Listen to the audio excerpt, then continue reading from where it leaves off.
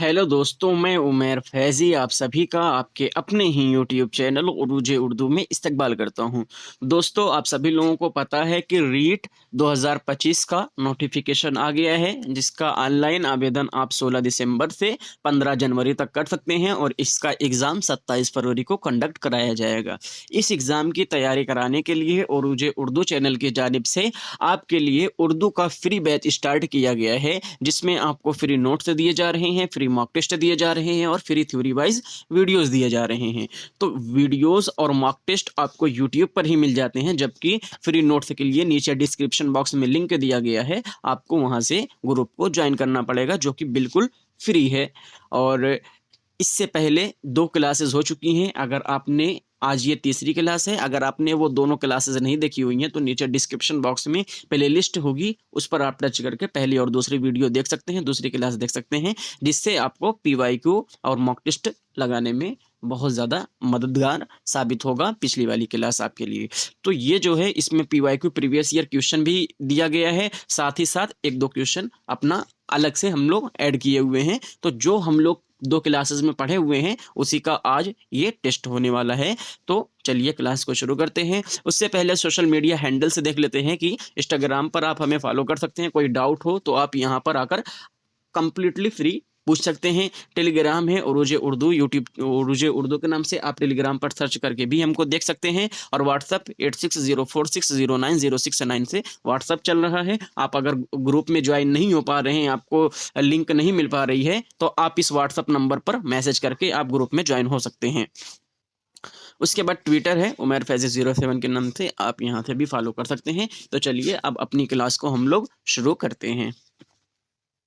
सबसे पहला सवाल देख लेते हैं। जिस पर जबर होता है उसे हम क्या कहते हैं? जिस चीज पर जबर होता है उसको हम क्या कहते हैं? तो उसको फतहा कहते हैं, जम्मा कहते हैं, मफ्तूह कहते हैं, ये इनमें से कुछ नहीं कहते हैं।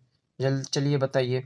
ये आपको थ्योरी वाइज वीडियोस करा दिए गए हैं। आप अगर नहीं देखे हैं तो जाकर पहले देख लीजिए, उसके बाद ये वाला वीडियो देखिए, ये वाला मॉक टेस्ट लगाइए, तभी ज़्यादा बेहतर आपको समझ में आएगा।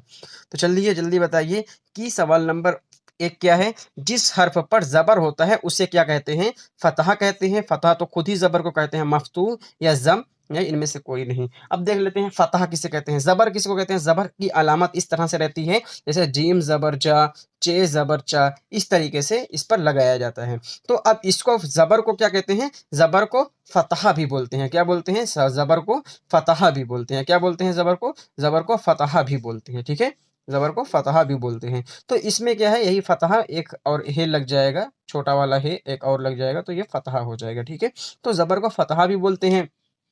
अब क्या है, जिस पर फतह लगा हो यानी जिस पर जबर लगा होता है उसको मफ्तूह बोलते हैं। जिस चीज पर जबर लगा होता है उसको क्या बोलते हैं? मफ्तूह बोलते हैं। ठीक है, और जबर को एक और नाम से क्या जान रहे हैं? जबर को फतह के नाम से हम लोग जान रहे हैं। फतह और जबर एक ही चीज है, और ये जिस हर्फ पर लगा होता है उसको क्या कहते हैं? उसको मफ्तूह कहते हैं। उम्मीद है आपको समझ में आ गया होगा। तो आंसर नंबर आपका क्या सही हो जाएगा? आंसर नंबर सी आपका सही हो जाएगा। उसके बाद आंसर नंबर 2 देख लेते हैं, यानी ये 3 लिखा हुआ है, 2 रहना चाहिए। आंसर नंबर 2 देख लेते हैं आपका। जिस हर्फ पर तशदीद होता है उसे क्या कहते हैं? ये सब आपको थ्योरी वाइज वीडियोस में एक एक करके कर समझा दिया गया है। एकदम लाइन टू लाइन से क्वेश्चन उठाया गया है। अगर आपने वो वीडियोस नहीं देखी है तो प्लेलिस्ट है, तो उस पर जाकर आप प्लेलिस्ट से देख सकते हैं। सभी वीडियोस प्लेलिस्ट में ही बना दिए गए हैं प्लेलिस्ट, और उसी में भेज दिए जाते हैं। तो क्या है कि जिस हर्फ पर तशदीद होता है उसे क्या कहते हैं? तो तशदीद मुशब्बा कहते हैं, या फिर मुशब्बा बाह कहते हैं, या फिर मशदूद कहते हैं, या मुशद्दद कहते हैं। जल्दी बताइए आप लोग। कल क्या बताया गया था आपसे? तशदीद होगी, ये तशदीद। तशदीद जिस हर्फ पर लग जाए, जैसे जीम जबर जा, जीम तश पर तशदीद लग गई है। अब इसको जीम को कितनी बार पढ़ेंगे? जीम को 2 बार पढ़ेंगे। जिस पर तशदीद लग जाती है जिम को उसको 2 बार पढ़ते हैं। और जिस पर तशदीद लगी रहती है, ये कौन सा हर्फ हो जाएगा? तो ये मुशद्दद हो जाएगा। क्या हो जाएगा? मुशद्दद हो जाएगा। क्या हो जाएगा? मुशद्दद हो जाएगा। जिस हर्फ पर तशदीद होती है उसको क्या कहते हैं? मुशद्दद कहते हैं। जिस हर्फ पर तशदीद रहती है उसको मुशद्दद कहते हैं, ठीक है। और ये मुशब्बा और मुशब्बा बाह क्या होता है, इसको एक बार समझ ले रहे हैं। मुशब्बा और मुशब्बा बाह, ये मशदूद कुछ नहीं होता है। मुशब्बा और मुशब्बा बाह समझने लायक की चीज़ है। इसको एक बार दोहरा लेते हैं। इसको भी कल की वीडियो में या परसों की वीडियो में शायद करा दिया गया था। तो सबसे पहले देख लेते हैं हामिद। हामिद का एग्जाम्पल ले रहे हैं। हामिद शेर जैसा, शेर जैसा बहादुर है। हामिद क्या है, हामिद शेर जैसा बहादुर है। अब इसमें मुशब्बा, मुशब्बा बा और वजह तस्बीह, गर्ज़ तस्बीह, हरफ तस्बीह, ये सब क्या है इसको देख लेते हैं, ठीक है। ये हो गया हामिद शेर जैसा बहादुर लड़का है, ठीक है। तो हामिद क्या हो गया, यहाँ पर देख ले रहे हैं हमने क्या देखा, मुशब्बा। हामिद क्या हो जाएगा, यहाँ पर मुशब्बा हो जाएगा। क्या हो जाएगा, मुशब्बा हो जाएगा, ठीक है। हामिद क्या हो जाएगा, मुशब्बा हो जाएगा। और ये शेर क्या हो जाएगा, ये हामिद को शेर की तरह बताया जा रहा है, तो मुशब्बा बा हो जाएगा। हामिद मुशब्बा हो गया और शेर क्या हो जाएगा, मुशब्बा बा हो जाएगा, मुशब्बा बा हो जाएगा। तो फिर हामिद यानी हामिद को बताया जा रहा है, शेर की तरह बताया जा रहा है, तो शेर मुशब्बा बा हो जाएगा और हामिद मुशब्बा हो जाएगा। और ये के जैसा जो है ना, ये फिर क्या हो जाएगा, ये हरफे तशबीह हो गया। हरफे तशबीह, हरफे तशबीह हो जाएगा, ठीक है। हरफे तशबीह, हरफे तशबीह क्या हो जाएगा, हरफे तशबीह। वजह तशबीह क्या है, वजह तशबीह यही है कि हमको उसकी हामिद की बहादुरी बताना है। और गर्ज़ तशबीह भी यही हो जाएगी, हम उसकी बहादुरी का प्रचार करना चाहते हैं या उसकी बहादुरी का अंदाज़ा लगा रहे हैं या उसको बता रहे हैं, उसकी बहादुरी की तारीफ़ कर रहे हैं। तो ये आपको इल्म बयान में पढ़ाएंगे, ये आपको पढ़ाया नहीं गया अभी। अभी ऐसे ही समझ लीजिए, ये आपको कल की क्लास में पढ़ा दिया जाएगा, या हाँ कल की क्लास में ही हो सकता है पढ़ाया जाए। कल कल ही इल्म बयान आपका शुरू होगा। तो अभी तक चैनल को सब्सक्राइब नहीं किया है तो कर लीजिए, ताकि नोटिफिकेशन आपको मिलता रहे। तो मुशब्बा और मुशब्बा बा क्या हो गया, मुशब्बा यानी जिस चीज़ की तारीफ़ की जा रही हो, जिससे जिस इंसान की तारीफ़ की जा रही है, जिस चीज़ की तारीफ़ की जा रही हो। मुशब्बा बा जिस चीज़ से तारीफ़ की जा रही हो, जिस चीज़ की तरह बताई जा रही हो, जिस चीज़ के मानिंद बताई जा रही हो, वो क्या हो जाएगा, मुशब्बा बा हो जाएगा। मशदूद कुछ होता नहीं है। और मुशद्दद जिस चीज़ पर तशदीद लगी रहती है, जिस हर्फ पर तशदीद लगी रहती है, उसको मुशद्दद बोलते हैं, ठीक है। और इसको 2 बार पढ़ा जाता है। जैसे ते पर लग गई, अगर ऐसे ते को 2 बार पढ़ा जाएगा। जैसे अम्मी हो गया, अम्मी मीम पर 2 बार मीम पर तशदीद लगी रहती है, अम्मी में मीम पर तशदीद लगी रहती है, तो उसका पढ़ा जाता है। अब्बा, तो अब्बा पर तशदीद ऐसे लगी रहती है, तो इसको 2 बार पढ़ा जाता है, ठीक है। तो अल्लाह, अल्लाह पर तशदीद ऐसे लगी रहती है, अलिफ लाम ज़बर अल लम खड़ा ज़बर अल्लाह, अल्लाह ऐसे करके पढ़ा जाता है, तो 2 बार पढ़ा जाता है। तो उसको मुशद्दद कहते हैं, उस हर्फ को मुशद्दद कहेंगे। जिस हर्फ पर तशदीद होती है उसे क्या कहेंगे, उस हर्फ को मुशद्दद कहेंगे। उम्मीद है आपको समझ में आ गया होगा। अब देख लेते हैं सवाल नंबर 4, हुरूफ़ तहज्जी किसे कहते हैं। हुरूफ़ तहज्जी किसे कहते हैं, हुरूफ़ का मजमुआ, हुरूफ़ का मजमुआ को हुरूफ़ तहज्जी कहते हैं, या मुतहर्रिक अल्फाज को हुरूफ़ तहज्जी कहते हैं। लफ्ज़ अलिफ से ये तक के हर्फ को हुरूफ़ तहज्जी कहते हैं। साकिन हुरूफ़ को हुरूफ़ तहज्जी कहते हैं। जल्दी बताइए आप लोग, तो हुरूफ़ तहज्जी किसे कहते हैं। पहले हुरूफ़ तहज्जी देख लेते हैं। हुरूफ़ हर्फ देख लेते हैं पहले। अलिफ, बे, पे, ते, सब के सब क्या हैं, ये हर्फ हैं, ठीक है। और यही अगर सिंगल सिंगल है, जैसे एक अलिफ ऐसे लिख दिए, ये हर्फ है। अब बे यहाँ पर लिख दिए, ये भी हर्फ है। अब इसी को साथ में लिख दिया, अलिफ, बे, पे, ते। अब कई हर्फ इकट्ठा हो गए तो इसको हुरूफ बन जाएंगे, हुरूफ बन जाएंगे, ठीक है। अब हुरूफ तहज्जी पूछा है, यही हुरूफ को हुरूफ तहज्जी कहते हैं। यानी एक से लेकर, अलिफ से लेकर बड़िए तक जितने भी हुरूफ रहेंगे, सब के सब क्या रहेंगे, हुरूफ तहज्जी में आएंगे, ठीक है। अलिफ से बड़िए तक सब हुरूफ तहज्जी में आएंगे। लेकिन यहाँ पर आपको अलिफ से ये तक दिया हुआ है, उसके बाद हुरूफ का मजमुआ दिया हुआ है। हुरूफ का मजमुआ यानी कई हर्फ इकट्ठा हो जा रहे हैं, उसी को क्या बोलते हैं, उसी को हुरूफ तहज्जी बोलते हैं। तो यहाँ पर आंसर जो आयोग ने माना है वो हुरूफ का मजमुआ माना है, और ये सही भी है। लेकिन ये भी अपने आप में सही है, मतलब ये इसको गलत भी नहीं कहा जा सकता कि अलिफ से ये तक जितने भी लफ्ज़ हैं और जितने भी हर्फ हैं, सब के सब हरूफ तहज्जी नहीं है, ये नहीं कहा जा सकता। अलिफ से बड़ ये तक ही हर हर्फ जो है तहज्जी हैं, लेकिन ये वाला ऑप्शन हमारे पास बेहतर था, इस वजह से आयोग ने यही माना। अगर ये वाला ऑप्शन नहीं रहता तो हम लोग इसके साथ बेझिझक जा सकते थे, ठीक है। तो हमारे हमारे पास क्या है, हरूफ का मजमूआ, यही आंसर आयोग ने माना है। हरूफ के मजमूए को ही क्या कहते हैं, हरूफ तहज्जी कहते हैं। हरूफ का मजमूआ कैसे हो जाएगा, अलिफ एक हर्फ है, बे दो हर्फ हो गए, हरूफ बन गए, है ना। पे, ते, ये सब क्या हो गए, हरूफ का मजमूआ। अलिफ से बढ़िया तक जितने भी हो जाएंगे सब हरूफ के मजमूए हो जाएंगे, और हरूफ के मजमूए को ही हरूफ तहज्जी कहते हैं। उम्मीद है आपको समझ में आ गया होगा। अगर समझ में आ रहा है तो लाइक शेयर सब्सक्राइब जरूर कर दीजिएगा।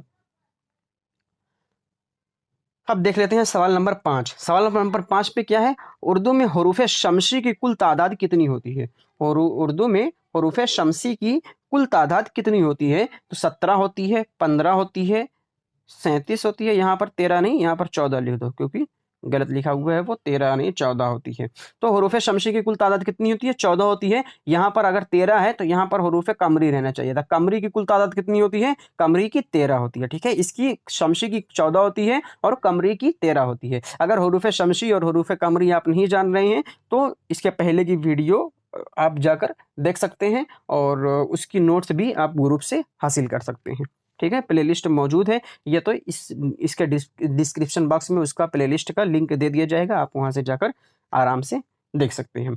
उसके बाद क्या देखें हमने, हरूफ शमसी की कुल तादाद कितनी है, 14 है। हरूफ कमरी की कुल तादाद कितनी है, 13 है। ये हरूफ शमसी में एक में क्या होता है, हरूफ शमसी और हरूफ कमरी अल पढ़ा जाता है, किसी में अल नहीं पढ़ा जाता है। जैसे अल कमर लिखा हुआ है ना, इस तरीके से उसमें बयान किया गया है। आप यहाँ पर अगर समझाना शुरू कर दें, यहाँ पर आप अच्छी तरह से नहीं समझ पाएंगे। जो वहाँ पर लिखा रहेगा आप जाएंगे जब, तो बेहतर तरीके से वहाँ पर समझ सकते हैं। सवाल नंबर 6 आपका क्या है, जिन हरूफ पर एराब होते हैं उन्हें क्या कहा जाता है ना। जिस हरूफ पर एराब होते हैं यानी कुछ ना कुछ लगा हो, जैसे अलिफ है, अलिफ पर कुछ अभी कुछ लगा नहीं है। बे है, बे पर कुछ एराब लगा नहीं हुआ है ना।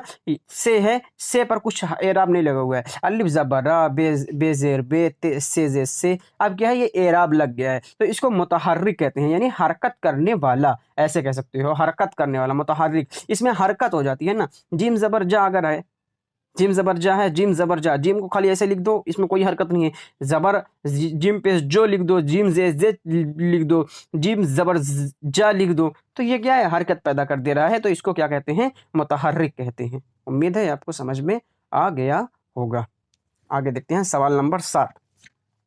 सवाल नंबर 7 में क्या है, हाय मुख्तफी का इस्तेमाल कहाँ होता है। हाय मुख्तफी का इस्तेमाल कहाँ होता है, चलिए जल्दी बताइए।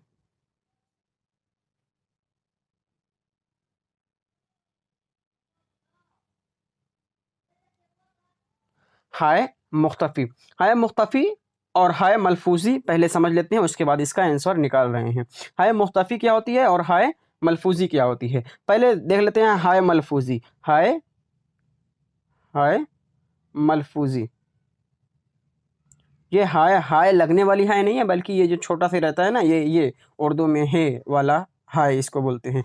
तो ये क्या है ना कि बहुत से ऐसे लफ्ज़ हम पढ़ते हैं जिसमें हा, जो ये हा है ना, छोटे हे, जिसको छोटा हे हम लोग बोलते हैं, तो छोटे हे को बहुत चीज़ में पढ़ा नहीं जाता है और बहुत चीज़ में पढ़ा जाता है। तो हाय मलफूजी वो होता है जिसको हम पढ़ते हैं, वो हा जो तलफ़ुज़ में आता है। जैसे हम लोग जैसे पढ़ते हैं को, राह या सियाह, स्याह रंग, है ना। तो हा हम लोग निकाल रहे हैं, राह सियाह, है ना। तो ये सब क्या है, ये हम लोग पढ़ रहे हैं। हाय मलफूजी क्या होता है, हम लोग पढ़ते हैं इसको। और हाय मुख्तफी क्या होता है, हाय मुख्तफी को अब देख लेते हैं। हाय मुख्तफी, हाय मुख्तफी क्या होता है, हाय मुख्तफी जो लिखा जाता है, जो लिखा जाता है लेकिन पढ़ा नहीं जाता। जो हा जो है लिखा जाता है लेकिन पढ़ा नहीं जाता, उसको हाय मुख्तफी कहते हैं। जबकि हाय मलफूजी में हमने क्या देखा, हाय मलफूजी लिखा जाता है और पढ़ा भी जाता है। जैसे को था, राह था, ये सब क्या है, ये सब हाय मलफूजी में आएगा। लेकिन हाय मुख्तफी क्या है, हाय मुख्तफी लिखा जाएगा लेकिन पढ़ा नहीं जाएगा। इसकी कुछ देख लेते हैं कुछ एग्जाम्पल, जैसे परवाना, परवाना हमने नहीं पढ़ा ना, परवाना पढ़ा। सुल्ताना पढ़ा, सुल्ताना पढ़ा, हे तो लिखा जा रहा है लेकिन नहीं पढ़ रहे हैं हम लोग। दीवाना पढ़ा, दीवाना। तो ये सब क्या है? ये हे को हम लोग लास्ट में इस्तेमाल कर रहे हैं, एकदम आखिरी में, और इसको पढ़ नहीं रहे हैं, इसी को मुख्तफी कहते हैं। जबकि अगर यहीं पर को हो जाएगा या रा हो जाएगा या सियाह हो जाएगा तो उसमें हे को हम अच्छी तरह से पढ़ेंगे, और इसी को हाय मलफूजी कहते हैं। और जो हे को लास्ट में इस्तेमाल करते हैं और नहीं पढ़ते हैं उसको हाय मुख्तफी कहते हैं। अब देख लेते हैं सवाल क्या पूछ रहा है। सवाल ये पूछ रहा है हाय मुख्तफी का इस्तेमाल कहाँ होता है? तो लफ्ज़ के शुरू में होता है, लफ्ज़ के आखिर में होता है, लफ्ज़ के दरमियान में होता है, कहीं नहीं होता है। तो लफ्ज़ के आखिर में होता है। इसका सही आंसर यही हो जाएगा। उसके बाद सवाल नंबर 8 देख लेते हैं। प्रिंसिपल साहब में कितने हरूफ होते हैं? प्रिंसिपल साहब में कितने हरूफ होते हैं देख लेते हैं। प्रिंसिपल, अगर ऐसे क्वेश्चन आ जाए तो सीधे सीधे जितने हर्फ हैं सबको सबको अलग कर लो। जैसे ये पे और रे लिखा हुआ है ना, पे यहाँ पर लिखिए, उसके बाद रे लिख लीजिए। चाहे जितना आप देख कर समझ जाएं, लेकिन एक बार इस तरह से लिख लीजिए, क्योंकि बहुत बार सीन और नू का सोसा नहीं पता रह चल पाता, या फिर कुछ और एक नज़र से आप ऐसे ऐसे करके नहीं गिन पाएंगे। तो अगर गिन ले रहे हैं तो बेहतर है, ऐसे आप थोड़ा सा बेहतर तरीके से गिन पा सकते हैं। तो पे रे कर ले रहे हैं, उसके बाद नू को अलग कर ले रहे हैं, फिर सीन को अलग कर ले रहे हैं, फिर पे को अलग करते हैं और लाम को अलग करते हैं। अब इसको पे रे नू सीन पे लाम, ये हो गया प्रिंसिपल। अब इसको गिन लेते हैं। पे 1 2 रे 2 नू 3 सीन 4 पे 5 और लाम 6 6 हो गए। अब ये सब मिलाकर प्रिंसिपल का पूरा क्या हो गया? प्रिंसिपल का पूरा मिलाकर 6 आ रहा है, 6। उसके बाद साहब भी को जोड़ना है। ये नहीं कि साहब तो ऐसे ही हम लोग लगा देते हैं, मिस्टर ऐसे ही लगा देते हैं, नहीं, यहाँ पर आपको इन्वर्टेड कामा में दिया गया है कि इस पूरे हर्फ को जोड़ना है। ये नहीं कि 6 आ गया प्रिंसिपल में तो 6 जाकर निशान लगा दे रहे हैं, नहीं करना है ऐसा। जो पूरा वो अपना लफ्ज़ दिया है, पूरे लफ्ज़ को आपको पढ़ना है और उसमें से निकालना है। अब साहब को भी निकाल लिए। स्वाद ऐसे ही हो गया, अलिफ हो गया, उसके बाद बड़ा हे हो गया और उसके बाद बे हो गया। तो स्वाद 1 2 अलिफ 2 हे 3 और बे 4, तो ये 4 हो गया। अब इसको प्रिंसिपल वाले में हमने क्या देखा था? प्रिंसिपल वाले में 6 देखा था और इसको 4 देखा था। अब इसी को जोड़ दीजिए, कितने हरूफ आ रहे हैं? 10 हरूफ आ रहे हैं। तो यहाँ पर कहीं ऑप्शन देखिए 10 है, 10 है, बिल्कुल 10 है ना? तो ऑप्शन नंबर 1 आप ऑप्शन नंबर ए आपका सही हो जाएगा। इस तरीके से आप ऐसे हरूफ वाले निकाल सकते हैं और ऐसे क्वेश्चन आपसे पूछेंगे ही पूछेंगे। उसके बाद देख लेते हैं सवाल नंबर 9।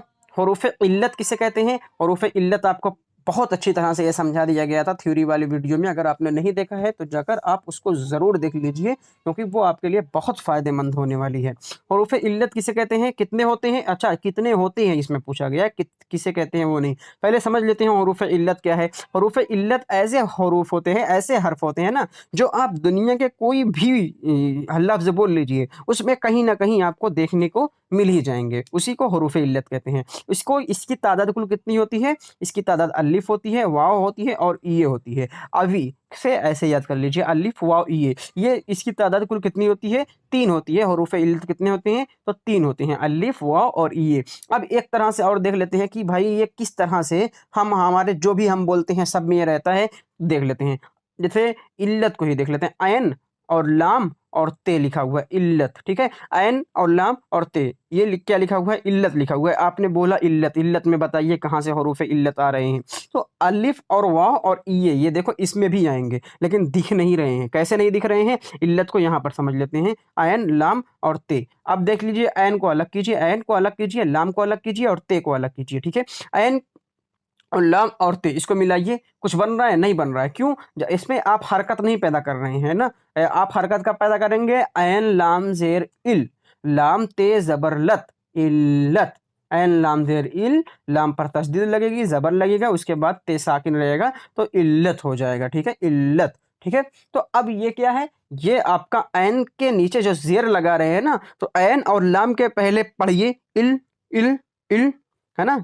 ई की कुछ आ रही है, इल, यही हो गया ये, है ना, यही हो गया ये। जो इल इल कर रहे हैं ना आप, इल कर रहे हैं, तो इल के ऐन के बाद और लाम से पहले ये का इस्तेमाल हो रहा है, लेकिन उसको लिखा नहीं जा रहा है, ठीक है। उसको ऐसे ही प्रोनाउंसिएशन में इस्तेमाल करते हैं। ऐन के बाद ये है और लाम से पहले ये है, लेकिन आपको पता नहीं चल पा रहा है, खाली जेर से आप ये लगा दे रहे हैं, ऐन जेर ये, है ना, ऐन जेर इल, लाम ते जबर लत। अब देखो लाम और ते के दरमियान क्या है? लाम ते के दरमियान अलिफ है। कैसे है? अब देख लेते हैं, इल्लत, लत, इल, इल को समझ गए, इल में ये आ रहा है कहीं ना कहीं एन के बाद और लाम से पहले, और लाम ते जबर लत, लत लत, है ना।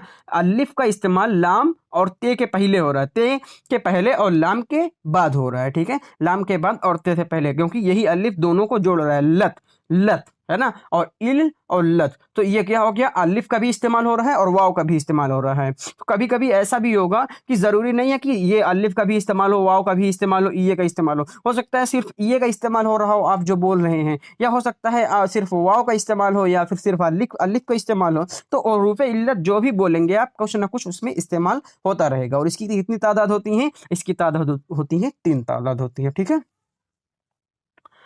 उम्मीद है आपको समझ में आ रहा होगा। सवाल नंबर 10 देख लेते हैं।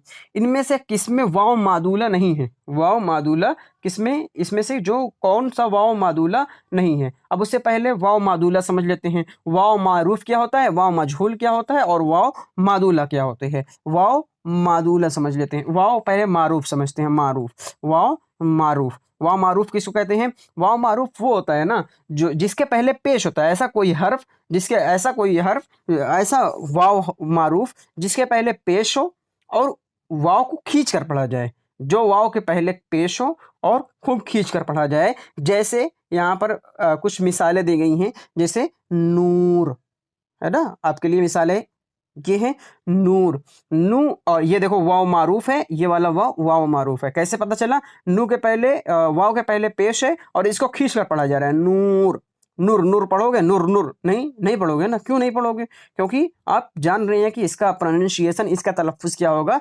नूर होगा, नूर होगा, नूर। तो ये क्या है, वाव को खींच कर पढ़ा जा रहा है यहाँ पर। और एक एग्जाम्पल ले रहे हैं, जैसे एक एग्जाम्पल और ले रहे हैं, जैसे खूब, खे व और बे, खूब, खूब, खूब, खूब तो नहीं करेंगे ना आप, खूब खूब नहीं, खूब, बहुत खूब, बहुत खूब, नूर नूर हो गया दिल, है ना, ऐसे आप बोलते हैं। तो ये क्या है, खूब, बहुत, एकदम वाव को अच्छी तरह से खींच कर पढ़ रहे हैं, खुद खुद खूब खूब नहीं कर रहे हैं। तो ये क्या हो गया, ये वाव मारूफ हो गया। उसके बाद देख लेते हैं वाव मजहूल क्या होता है। वाव मजहूल, मजहूल, वाव मजहूल, वाव मजहूल जिस वाव के पहले पेश हो और उसको खींचकर नहीं पढ़ा जाता, ठीक है, कोई भी वाव हो और उसके पहले पेश हो। जैसे इसमें जोर ले लीजिए, जोर, जोर, जे वाव पे जो, रे साकिन, जोर, जोर हो गया, है ना। उसके बाद शोर हो गया, जोर, शोर, मोर, ये सब क्या है, इसको वाव बहुत ज्यादा खींच कर नहीं पढ़ा जा रहा है। जबकि नूर, खूब, ये सब में क्या है, ये खींच कर पढ़ा जा रहा है, नूर, खूब। लेकिन जोर, शोर में इतना ज्यादा वाव खींचा नहीं जा रहा है जितना नूर में खींचा जा रहा है, खूब में खींचा जा रहा है। तो ये ऐसा वाव जो कम खींचा जाए वो वाव मजहूल रहता है। अब उसके बाद शुरू हो रहा है वाव मादूला, जो आपका क्वेश्चन बना हुआ है। वाव मादूला क्या होता है, वाव मादूला में, वाव मादूला में जिस वाव को लिखा तो जाता है लेकिन पढ़ा ही नहीं जाता। आप देखिए जी, ये सब थ्योरी में आपको बताया गया है। जिस वाव को लिखा जाता है लेकिन पढ़ा नहीं जाता, उसको क्या कहते हैं, उसको वाव मादूला कहते हैं। अब इसके एग्जांपल देख लेते हैं, जैसे खे वाव दाल, है ना, क्या हो गया, खुद। उसके बाद ख्वाब, ये क्या है, तो हम लोग क्या लिखते हैं, खुद लिखते हैं, खुद लिखते हैं, खुद, लेकिन पढ़ते क्या है, खुद, खुद करके दिखाओ, खुद करके दिखाओ, है ना। ख्वाब, इसको क्या पढ़ते हैं, ख्वाब लिखा जाता है, ख्वाब, ख्वाब इसका सही प्रोनाउंसिएशन नहीं है, ख्वाब है, ख्वाब, ख्वाब सही प्रोनाउंसिएशन, सही तलफ्फुज़ इसका क्या है, ख्वाब है। उसके बाद एक और ले रहे हैं, एक और एग्जांपल ले रहे हैं यहाँ पर, ख्वाहिश, ठीक है, ख्वाहिश लिखी जाती है, ख्वाहिश इस तरह से लिखी जा रही है, ख्वाहिश लिखी जाती है, पढ़ी क्या जाती है, ख्वाहिश पढ़ी जाती है। सही इसका तलफ्फुज़ क्या है, ख्वाहिश है, ठीक है। तो वाव मादूला वो है जिसमें वाव लिखा जाता है लेकिन वाव पढ़ा नहीं जाता। अब देख लेते हैं आपका क्वेश्चन क्या है। वाव मारूफ समझ गए, वाव मारूफ जिसके पहले पेश हो और खींचकर पढ़ा जाए, वाव मजहूल जिसके पहले पेश हो लेकिन खींचकर ना पढ़ा जाए, और वाव मादूला जो लिखा जाए, जो वाव लिखा जाए लेकिन पढ़ा ना जाए। अब आपसे पूछा गया है इनमें से किसमें वाव मादूला नहीं है, तो खुद, खुद यानी खुद, खुश, खूब, ख्वाब। अब यही तीनों का आपको एग्जाम्पल अभी अभी देकर आए हैं। ये खुद क्या है, वाव मादूला है। यहाँ पर एग्जाम्पल किस चीज़ की दी गई है आपको, यहाँ पर देखिए खुश, ख्वाहिश की यहाँ पर दी गई है ख्वाब, ख्वाब वाव मादूला में आ रहा है। तो ख्वाब क्या है, ख्वाब वाव मादूला है, ये तो कंफर्म पता चल गया। उसके बाद खुद की भी एग्जांपल दी गई थी आपको, खुद लिखा जाता है लेकिन खुद पढ़ा जाता है। और खुश, खुश हो तुम, खुश हो तुम, ये ऐसा कहा जाता है? नहीं कहा जाता। खुश हो तुम, आप खुश हैं, आप अपना पेपर देकर खुश हैं, खुश पढ़ा जाता है। ख्वाब पढ़ा जाता है, खुद पढ़ा जाता है। लेकिन खूब क्या हो जाएगा, खूब आपका वाव वाव मजहूल में आ जाएगा, ठीक है। वाव मारूफ में आएगा, वाव खूब जो रहेगा वो वाव मारूफ में आ जाएगा, क्योंकि वाव को खींचकर पढ़ा जा रहा है, ठीक है। उम्मीद है आपको समझ में आ रहा होगा।